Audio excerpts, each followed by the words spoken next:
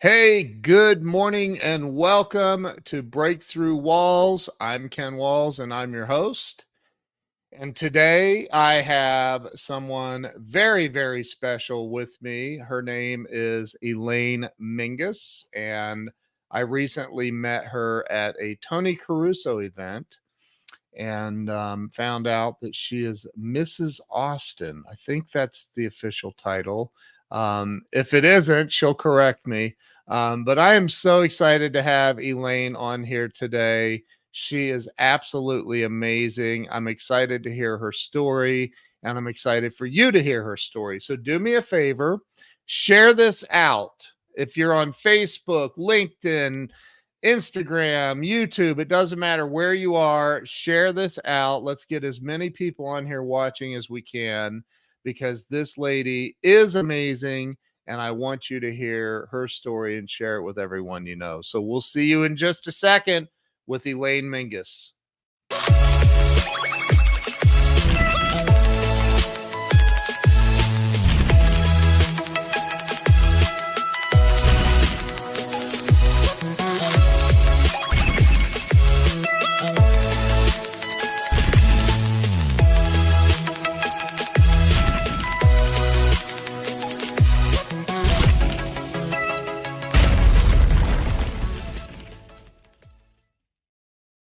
Okay, we're back. Let me bring Elaine on. Elaine, welcome to the show. Hi, Ken. How are you? Thank you for having me. I'm excited to have you here. I'm great. And over on Instagram, we have Sonia Empower watching. Love Sonia. She's amazing. So somebody that you know, I believe. So Elaine, I like to, start with, I, I, I re- here's what this show is about. It's about how you've hit the hard times in life and somehow figured out a way to get through those walls, around them, over them, under them, whatever, and succeed anyway. So that's what this is about. Why don't you start with telling everybody where you were born and raised? I was born in Houston, Texas, and raised in a small town outside of Houston called Sealy, Texas. Sealy, Texas. You don't have a deep Southern Texas accent. I don't know why I don't have that, but neither did my parents. So I'm guessing that's probably why. That would be why, I'll bet. Yeah. So that is so for everybody that's not in Texas, I'm in North Texas. So that Houston area is actually the coldest part of the entire United States. I'm kidding. It is so hot there. Oh my Hot and gosh. humid. Yeah, for The sure. humidity is crazy down there. Yeah. So, Yeah. what was it like growing up for you down there as a kid? So we were in Houston from when I was born until I was 10 years old. And my dad made the decision to move us to a small Texas town to get away from all the dangers of big city living. But what he didn't realize is that is exactly what I got into in small town living. So, Oh, but it was me just growing up. My dad was a businessman, still is. And my mom was a stay at home mom for the most part and just kind of lived a very typical American family life. There was me and my sister, two kids. We were fairly well off. And so just kind of didn't have much to worry about as I was growing up. And then I'll get into my story later about how that all changed. yeah.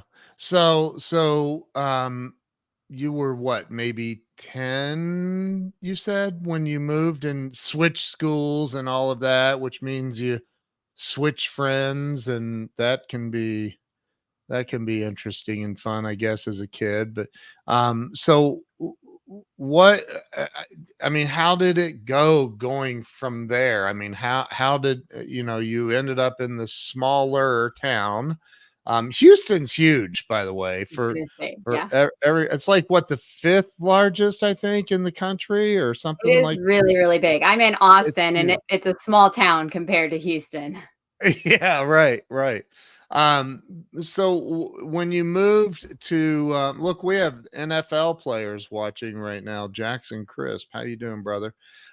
So um, when you moved, how was that transition for you as a kid?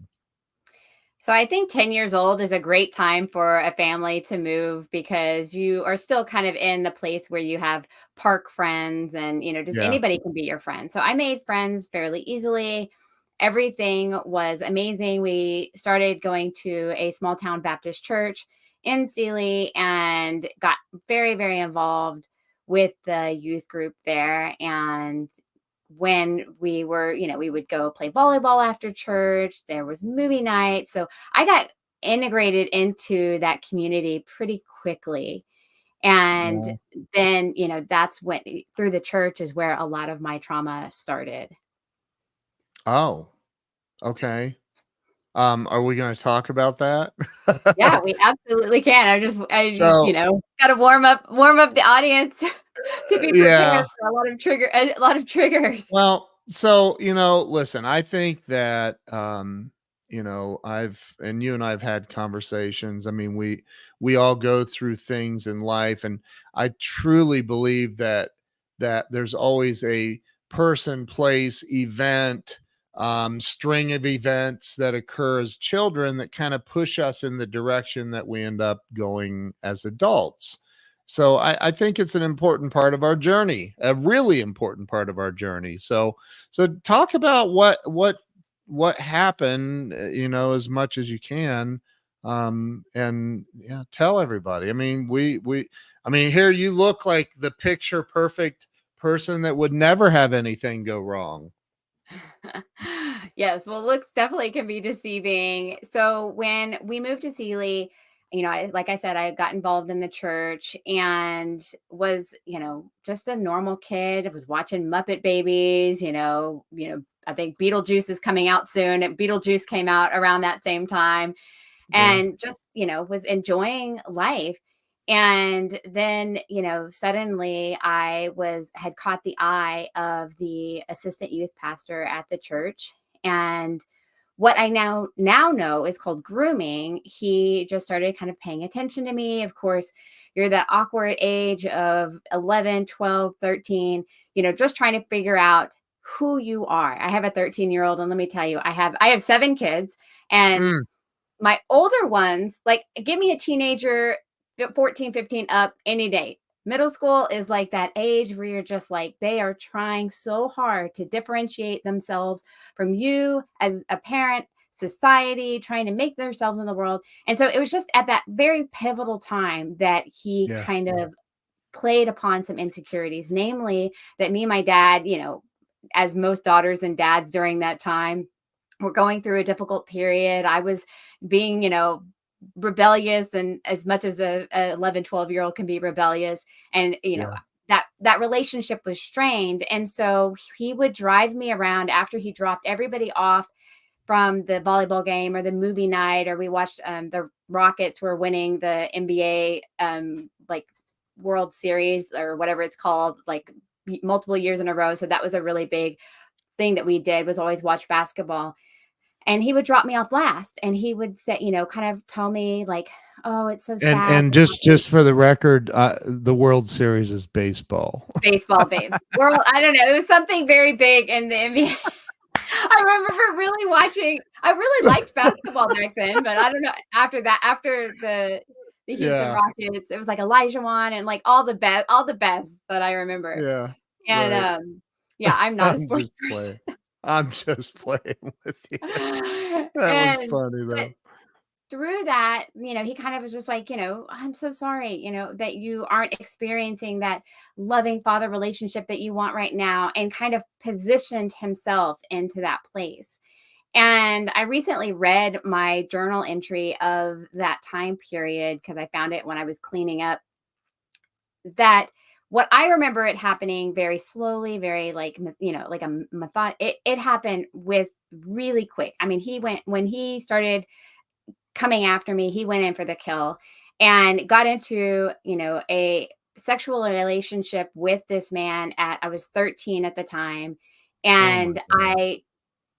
would not, I mean, like I said, I was watching Muppet Babies. I was interested in, becoming a cheerleader. I had no clue about, I mean, I knew what sex was, but I wasn't, it wasn't part of my repertoire.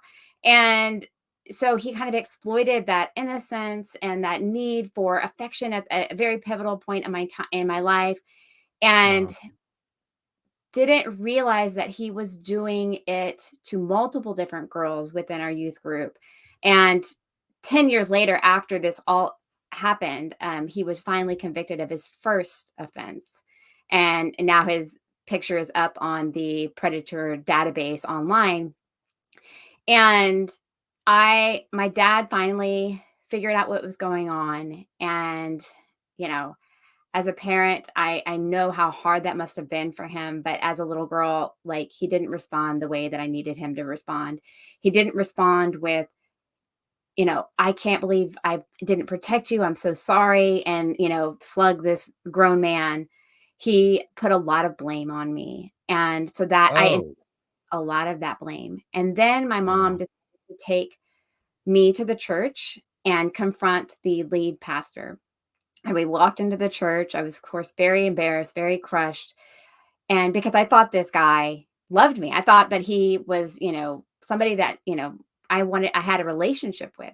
And I walked into the church and the pastor said, "We know what's happened. We believe that she seduced him." And I remember just sitting there and my mom was appalled. I was like, your understanding at that level is so limited. I thought, I mean, did I? I mean, it wasn't like, you see in the movies where it was violent rape or anything like that. It was, you know, consensual. And actually my therapist was just like, "Elaine, you've got to stop using that word consensual." It was, you had no ability to consent during that time. And Wow. a lot of that blame on myself. And what happened going forward was just a series of destructive events that, you know, was indicative of the blame that I was putting on myself and that the society had put on me. Wow. I have a 13-year-old daughter that I'm gonna have to end this interview and go get her out of school right now. Yeah, Holy give her a crap. big hug. I know. It's I think about that stuff, and my wife and I both are very alert and protective in that way. Um, I can't even imagine because I would be in prison. Because he would be He'd be done. expired. Yeah, he'd be 6 feet under for sure. I mean, I would be in prison. Like, hey, so I cannot imagine. And for you at that age, um, wow, Yeah, it that's was really tough. intense. Yeah, that's And so tough. from there, my experience was, trying to assimilate back into normal life, hiding any evidence of what happened and just removing myself. Of course, my entire family removed ourselves from that church. Wow. And which just was kind of the pinpoint place of the disintegration of our family. We were, very involved in the church. We still remained believers, and I knew that it was not God that had that happen. It was, fallenness of man. And so luckily I Yeah. made that distinction early on, because if I hadn't, that might have been a little, my story might be a little bit different. But after that, I remember sitting and watching, it was of course the 90s, Kate Moss, that wayfish thin, twiggy thin was really, really in. I'm, kind of a chubby little girl and, just awkward little girl at 13 and eating. And I remember thinking, here's this, commercial of Kate Moss coming on Calvin Klein, little black underwear with a white band that said Calvin Klein. And, which is interesting because that whole series, if you look back on it, had very much the vibe of Predator and, kind of that pedophilia vibe during that time. Of course, we were, Yeah. in the 90s, it was a different era. We kind of just accepted everything. And Yeah. I decided at that point that I would take my weight into my own hands, and it became that was the first day that I decided to start becoming bulimic and made myself, throw up. And that led down as, an 8-year journey with bulimia that just, wrecked my insides. And got down to that wayfishly thin that I wanted, close to 100 pounds. Everyone was worried. But one of the biggest things that was in my benefit that I was able to hide behind was the fact that I was very, very bright. And I was able to, I graduated high school in 3 years with National Honor Society, top of my class. And partly just because I wanted to get out of that city, that little town so bad. And I Yeah. lettered in track my freshman year. From all intents and purposes, like from the outside, I was successful and, beautiful and had tons of friends and, everything was okay. And, had a boyfriend that, eventually when I was in high school, got a boyfriend that was my serious boyfriend. And, but what they didn't know is that from the inside, I was crumbling. And, that led into the boyfriend that I was talking about was a drug dealer. And we, just slowly just introduced, I'd already been drinking and smoking and just started introducing drugs into my life slowly. And so whatever Mm. he was selling at the time, we were doing, it was, LSD, cocaine, pot, And this just is in pot high drinking. school still. Yeah. So I'm 14, 15, 16 at this point. And, Mm. every night is a party. Wow. I'm not eating very much, or I'm eating a lot, but then I'm, engaging in bulimic activity. And, so it was really hard.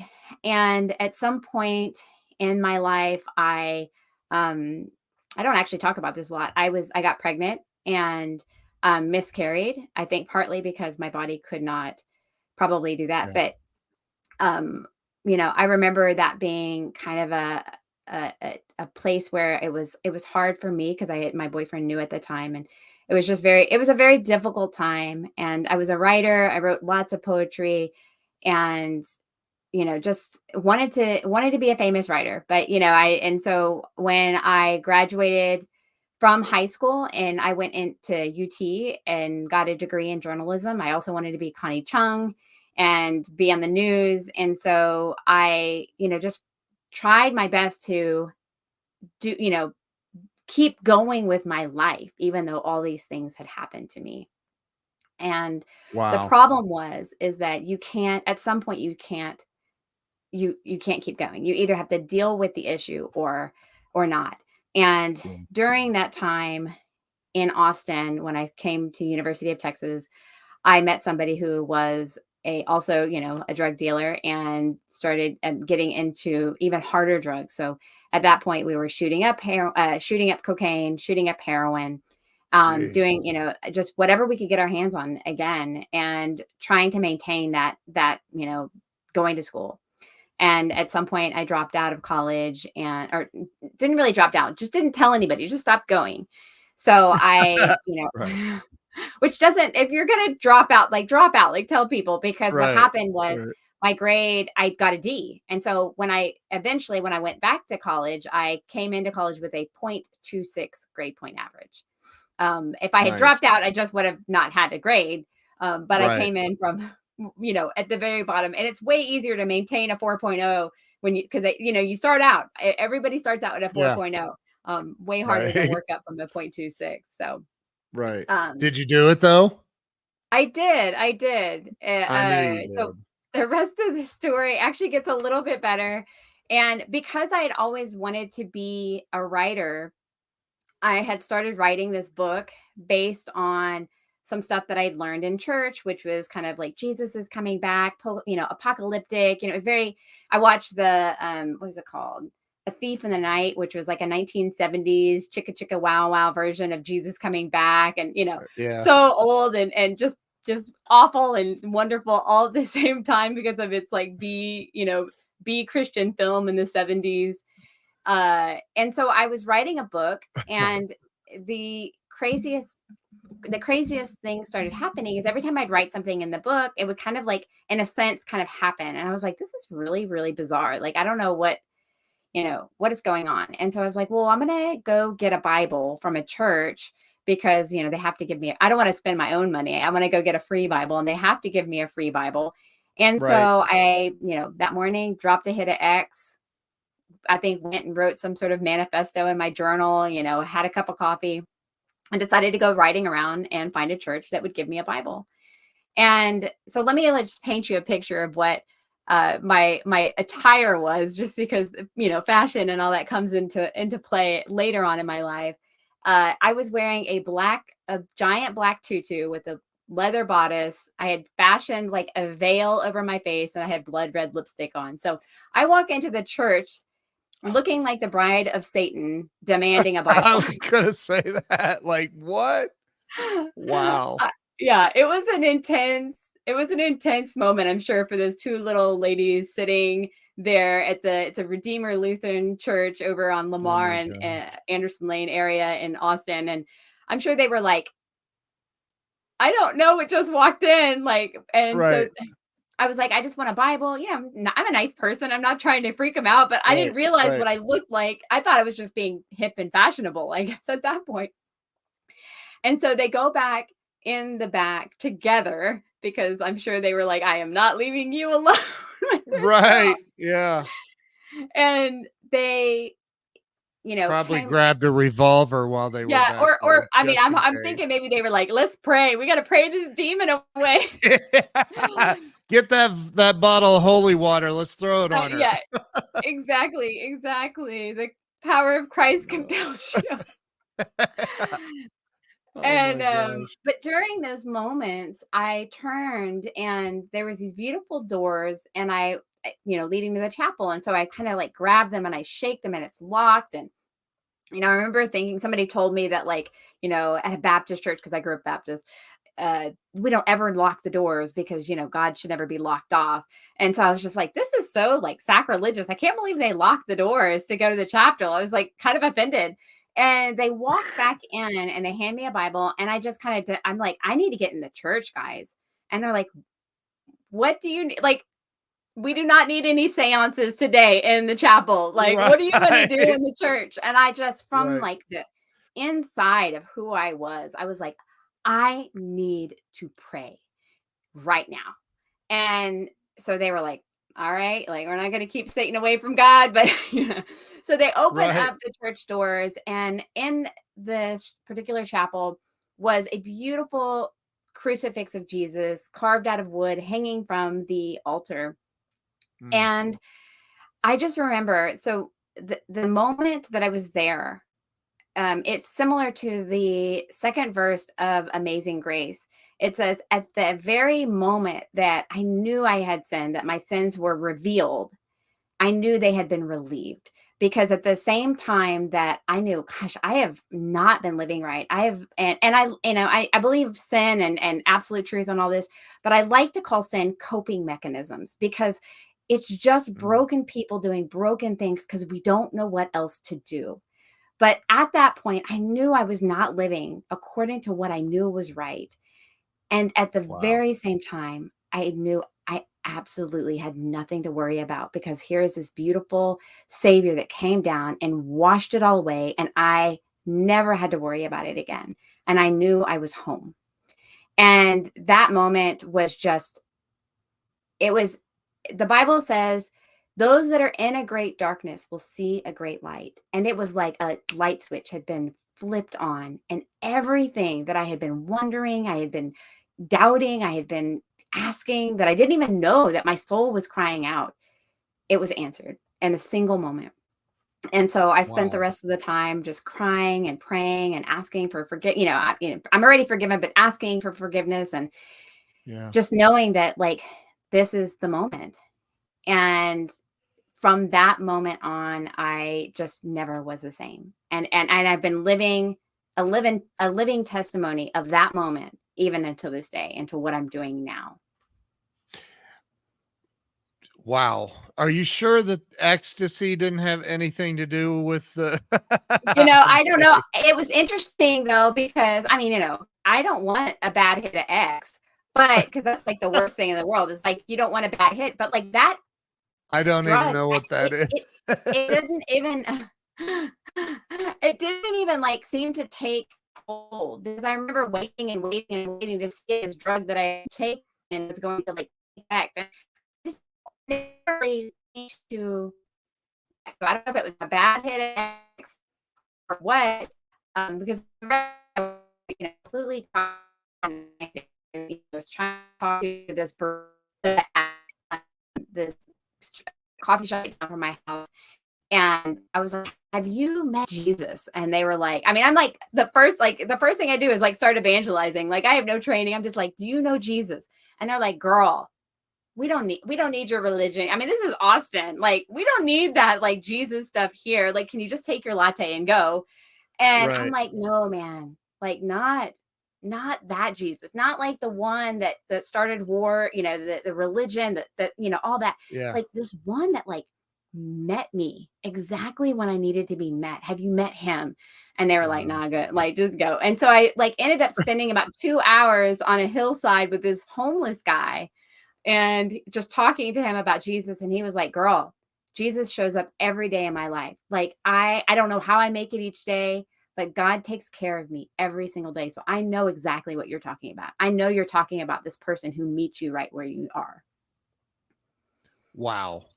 By the way, your signal cut out there for a little bit. You got Oh, really choppy. I don't know if there's problem. Maybe in I the hope area not. there's an internet issue or something, but To I me it heard says I it has full bars on my side, but I don't know, maybe not. oh, okay. Well, maybe it was my side. I don't know. But so I love your story. My wife is on here. She said amazing story as well. So at that moment, um, and I can relate to it. But at that moment when we'll just call it what it is, you finally surrendered and and allowed God to shine a light for you to start following. And well, it was always there, you just didn't see it Yeah. maybe. But so where did things I mean, here you are, your words not mine, you go into this church as dressed as the bride of Satan. and and but things started shifting for you. Talk about how that the shift occurred and how things started going for you. Because look, I think that number one, I'm shocked that you can talk about the things that occurred without a lot of emotion coming out. But maybe you've just talked about it so much that it doesn't affect you that way anymore. But you know how did things start to shift and that after that moment in the Lutheran church, right? Yeah. So you're right. It those things that happened to me had to come out at some point, and I have definitely worked Yeah. through a lot of it. But when I what you don't realize is the moment you start doing stop doing drugs, you have dopamine receptors, you have serotonin that is all of a sudden going, wait, what are we doing? And so what had because I was doing heroin, which makes you vomit, insanely because that's just what it does. I had kind of stopped being, as active in my eating disorder. So when I stopped the drugs, my eating disorder actually came back with a vengeance. And that's what really led me to go continue down the path of therapy and getting help. Mm, And that was a really awful time, a beautiful time because I was growing and I was learning so much. And the light had finally turned on for me, but also an awful time because now I'm having to deal with the fallout of all this stuff that had happened to me.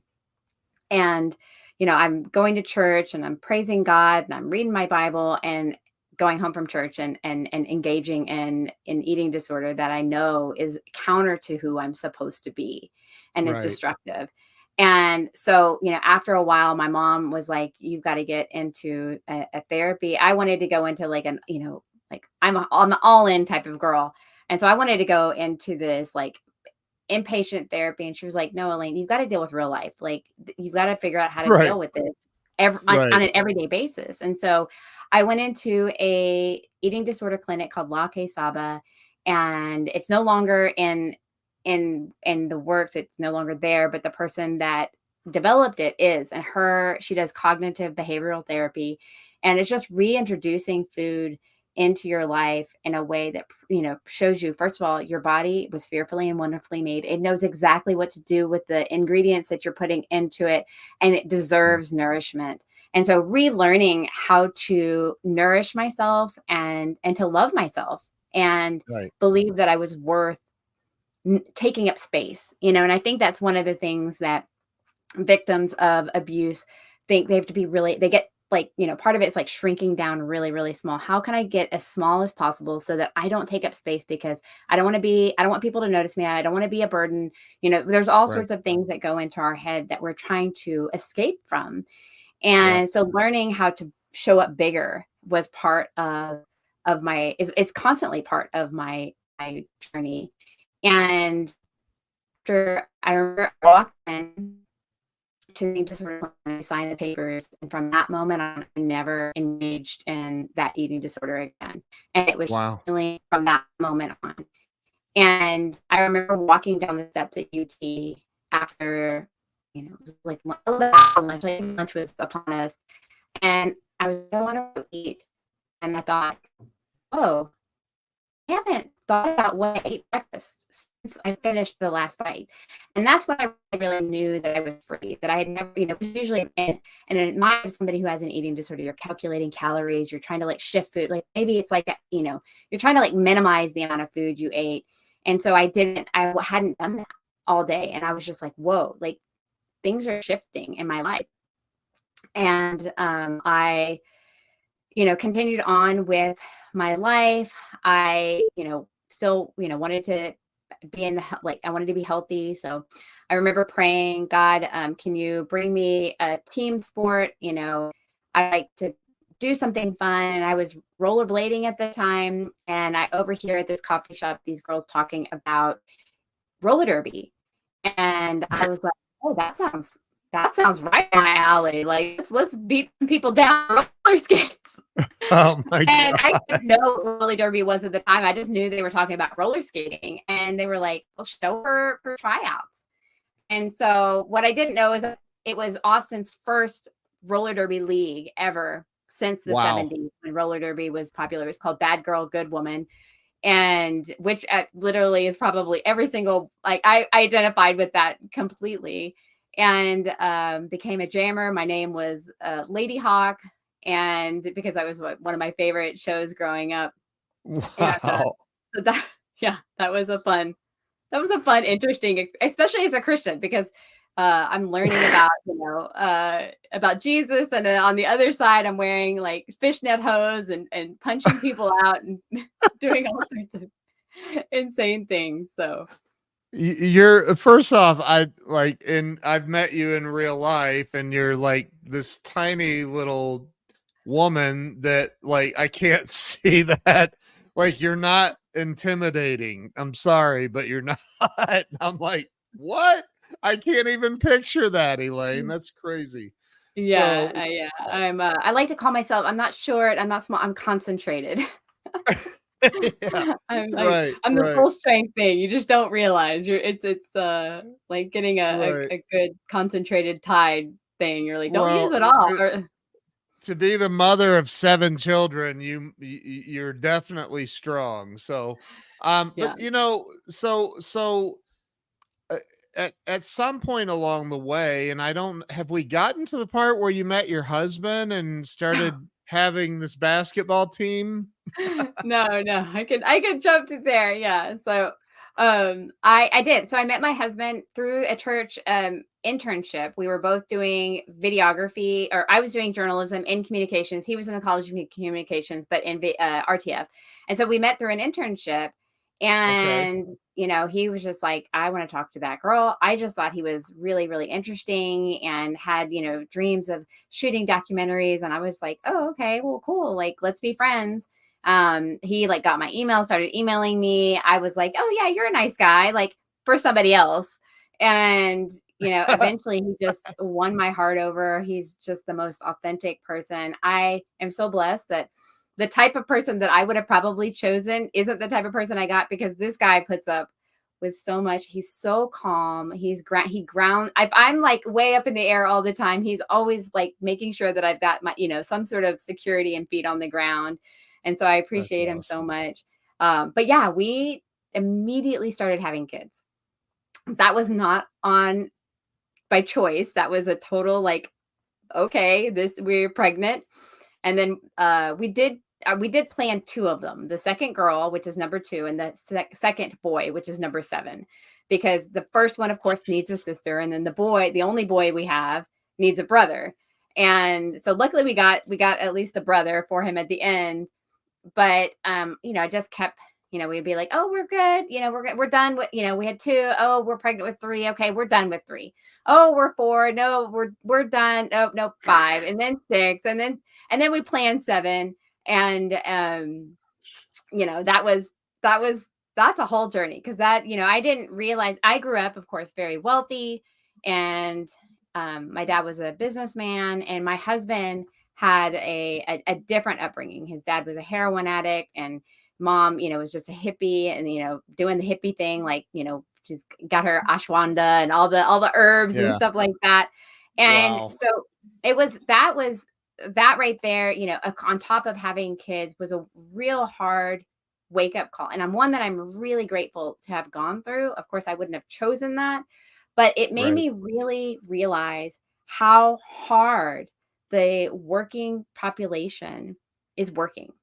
And it's not laziness. It's not like, oh, they just, it's the fact that when you have a leg up and you're born second generation business person, second generation, wealth, you can't even understand how hard the working population is working. And I remember I was pregnant with my fourth, and at this point I'm on WIC and Medicaid and all the Cades, and pull out my WIC card and my Lone Star card, which I'm glad that it was cards, because it used to be like this long thing of coupons. It was super embarrassing, especially for me, not ever having had to do that before. And my cards were both declined, and I had spent 2 hours, 7 months pregnant with number four, with three toddlers, shopping, and trying to Oh, maintain the wow. chaos that is that. And my husband's at work, and we both have degrees, and the cashier looks at me and says, "Don't you and your husband have jobs?" And I just was Oh, like, "Yeah, yeah, we wow. do actually," and it was a crushing moment, because Wow. that's you don't realize how damaging poverty is to people. It Yeah. really holds you back. And part of my story, of course, is coming out of poverty, and Yeah. it's really hard. And I'm so glad to, because I think if I hadn't experienced this, I would have thought, oh, they're just lazy. Oh, they just need to pull themselves up by their bootstraps. And I can tell you that sometimes when God has you on a path, there is no bootstrap you can pull up so hard to get you out of your situation. Right. But obviously, again, part of my story is that it was all for my benefit, for things that I could have never ever planned. Right. Right. Wow.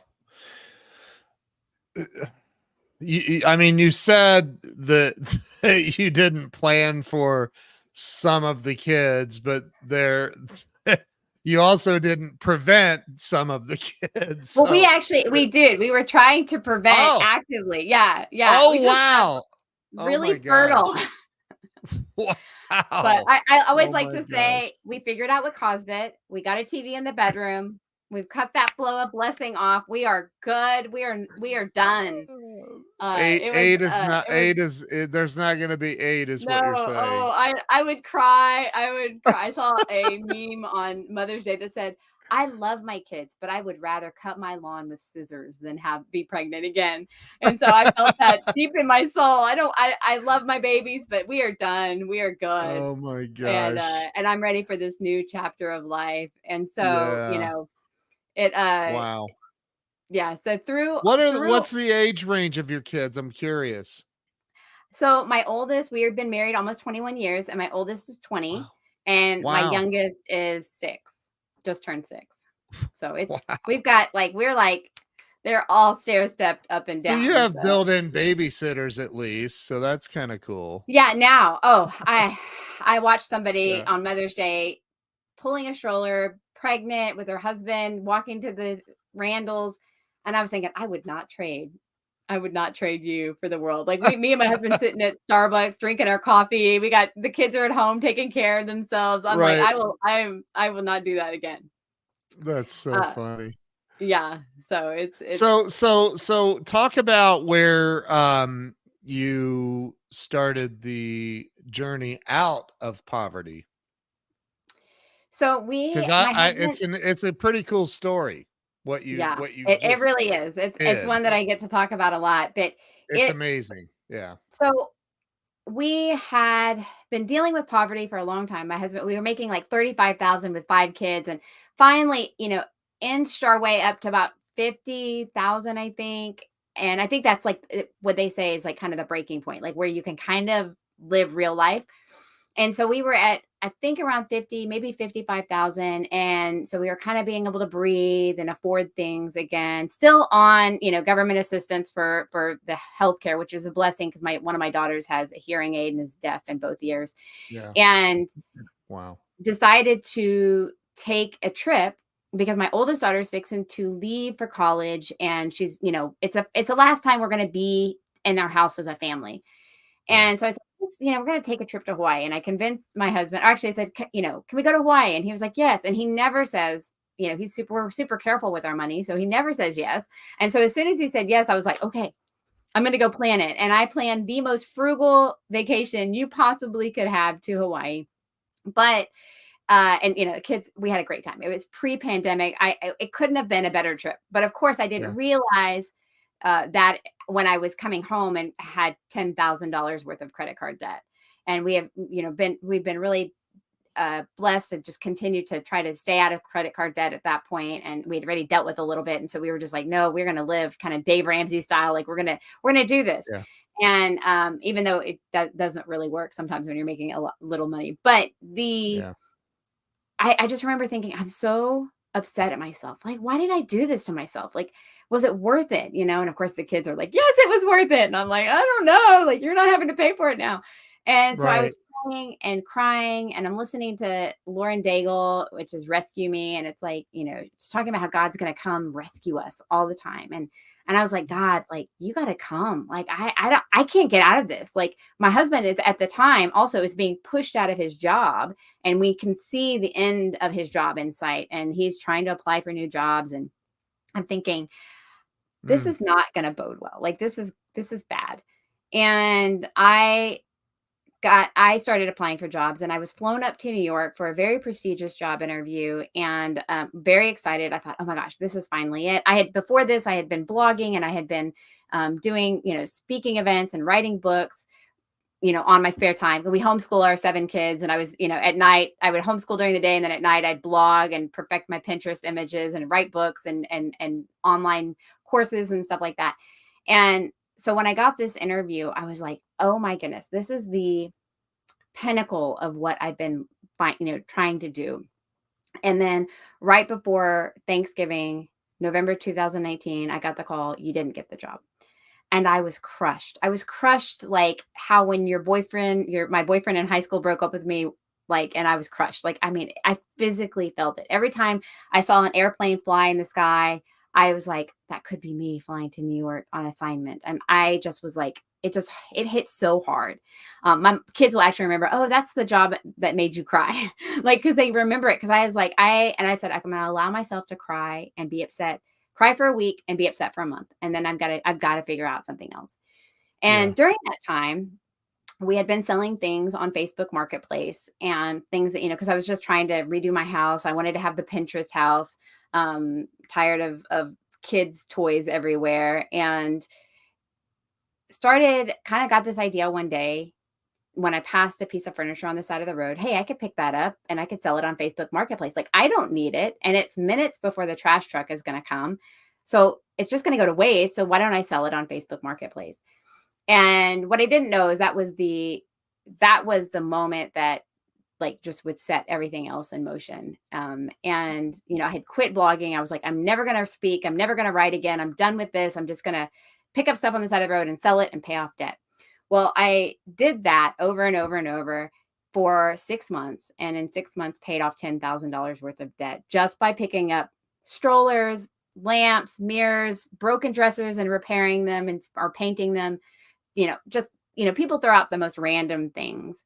Yep. And what I didn't know is I was perfectly situated because of what was going to happen with the pandemic to totally change my life.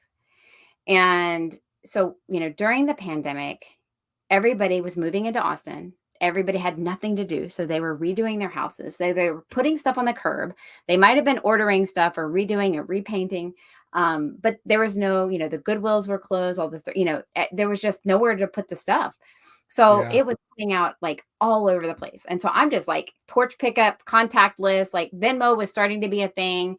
And so it was just like hand over fist. I mean, I had cash fulls of money. I mean, now I'm going to the grocery store and I'm paying $250. I mean, I'm just paying in cash. And I'm like, there is nothing when you've been paying with your Lone Star card and then you put that cash on the table, there is nothing more powerful than that feeling of Right.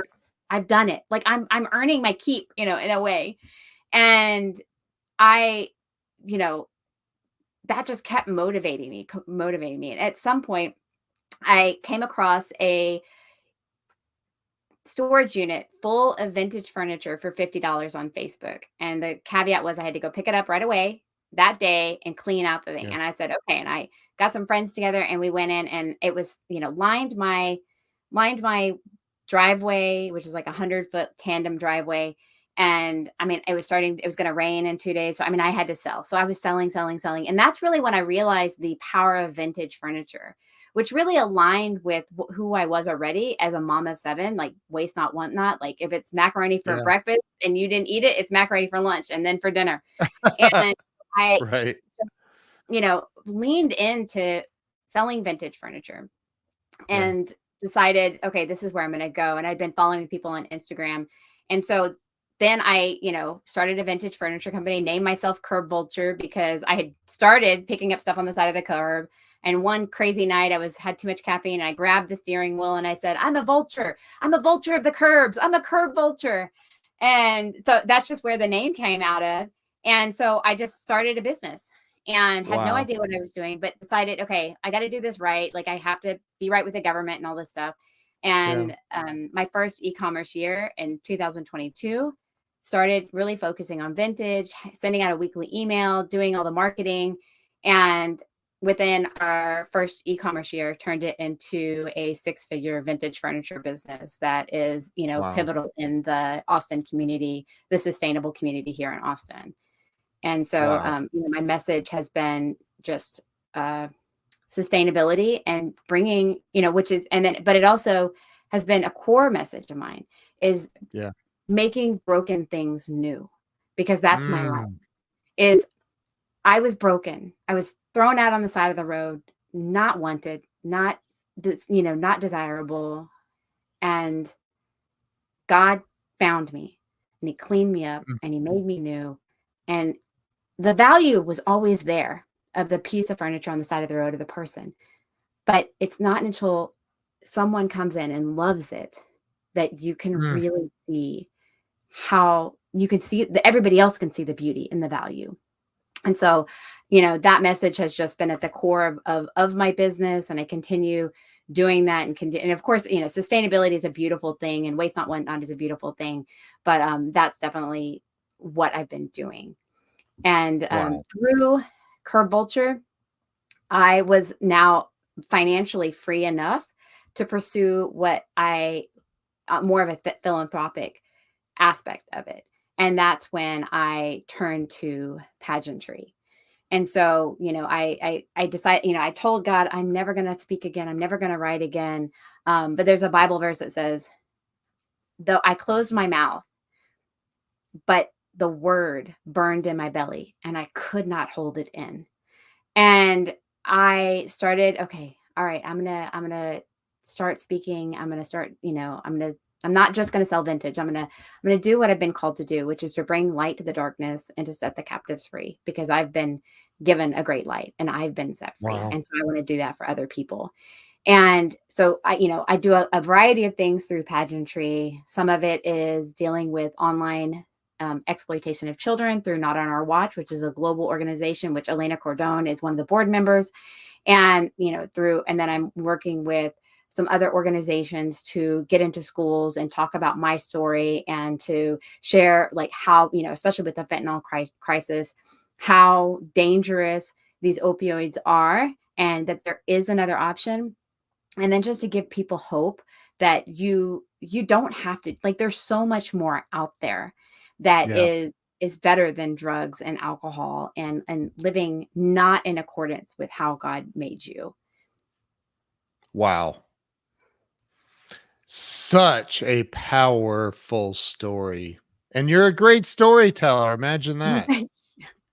Thank you. I You're like to you're really storytell. Definitely. Yeah. you're really no, your story is absolute. And for anybody that is joining us late, I really encourage you to go back and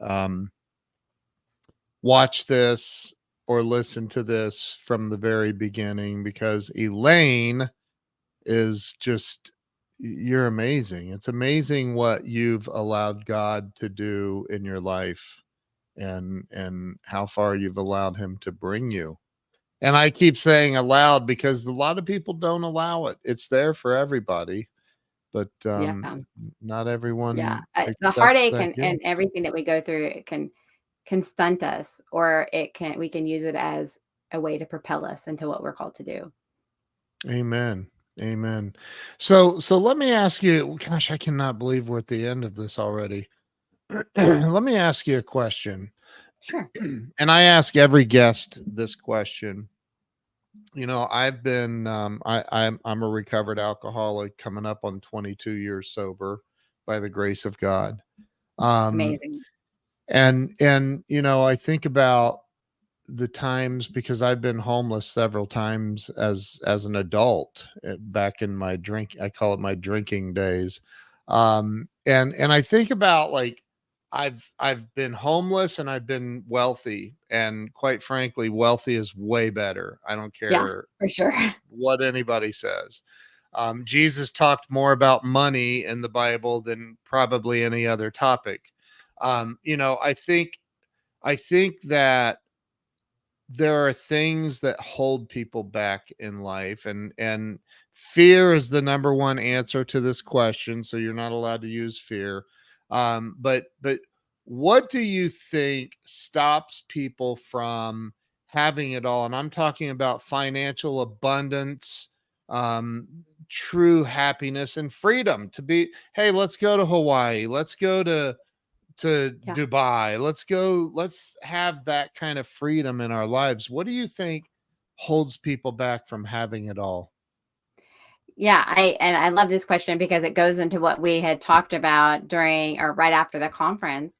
Yeah. Is it's people aren't focused on what they should be focused on, and that's really what holds it back. And I know that you are a big fan of the Secret and the Law of Attraction, but I think for me, I the Bible says that when you focus on God, when you focus on the kingdom of God, it says all things will be added to you. Mm, And when you align yourself with who God's created you to be, when you find your purpose, everything that is supposed to happen will happen. And then you realize, well, I'm focused on God and he's focused on me. I don't have to protect me. Then I don't have to provide for me. He's going to provide for me because he loves me more than the birds of the air, and he's counted the number of hairs on my head.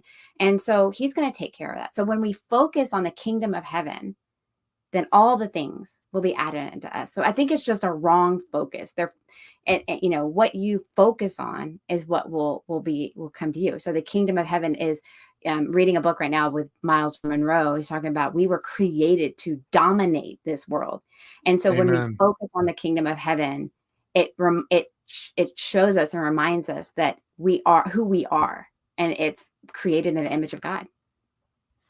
Amen, sister. I totally agree with that. As you already know, we had a long conversation about this one evening, but I think that again, I think that the miraculous thing that I see with you, and I see it as a miracle for me as well, is that a lot of people stay stuck in their story. And the story being, I was sexually abused, I was physically, mentally, emotionally, spiritually, whatever it is, abused.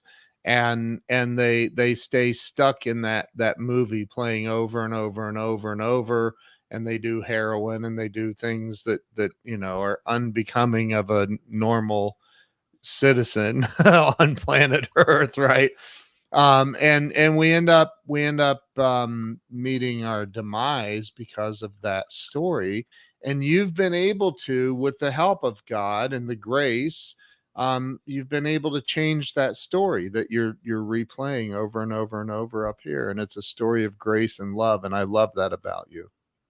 Thank you. I appreciate that. Yeah, I just, I think the stubbornness is I refuse to be a statistic, and I'm going to be exactly who I want to be. And you have one life, and I'm going to live it to the fullest that I possibly can.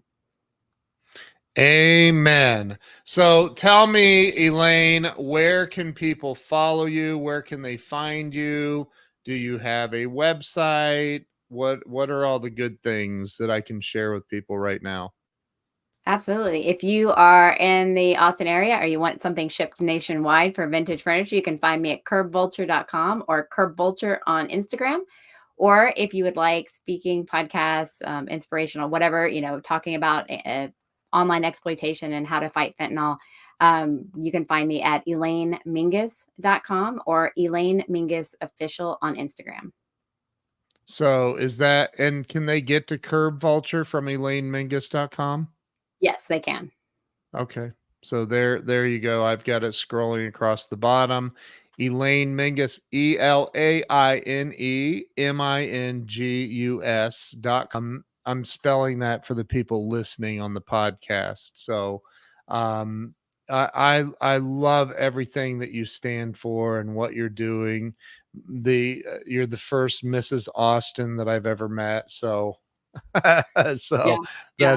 that is amazing what you've done with your life and how you turned it around. And I also think like you did the work too. Like it wasn't just God. God shows up and offers it to us, but he offers it to a lot of people that don't accept it. So Yeah. you're awesome. My wife just followed you on Instagram, Thank and you. Jill, if you're lucky, she'll follow you back. I'm sure Um, I will. Yeah. so Elaine, you're amazing. Everybody go follow Elaine. Go to ElaineMingus.com. Go over to Instagram and follow her at Elaine Mingus Official. And just watch what this woman does, because I see some spectacular things coming for you. I am super thankful that you allowed me to come on your show and that I could share my story, and hopefully it touched people and inspired them to go live their best life. Reach out to Elaine. She can help you get there. So, all right, I'm going to end the live stream. I want to say thank you very, very much from the bottom of my heart for coming on and sharing your heart and your journey today, Elaine. You're welcome. Thank you all. So if you didn't share this out, you can still redeem yourself and go ahead and share this out. And let's get a bunch of eyeballs on this interview, because Elaine is amazing, as you all can already see. So thanks again. Stay with me. I'll be right back. We'll see you all later. Have a great week. Have a great day today, and make it the best day of your life. We'll see you later. Bye-bye. Oh, is that the pageant thing? The pageant wave. Bye. I need to do that. We'll see y'all.